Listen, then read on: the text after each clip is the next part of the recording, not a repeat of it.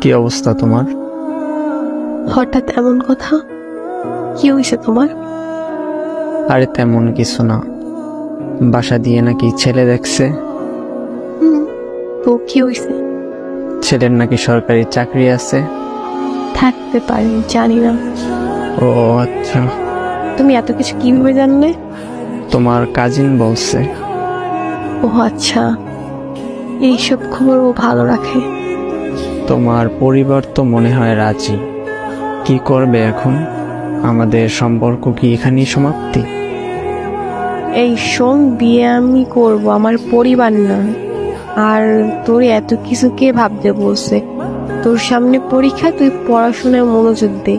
আমি তোর ছিলাম, তোর আছি, তোরই থাকবো। তুই পরীক্ষাটা দে আগে, তারপর হাত ধরে নতুন জীবন শুরু করব। সত্যি তো? হ্যাঁ সত্যি।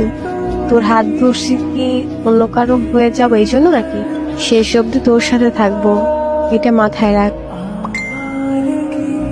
পড়তে যা এখন। আচ্ছা।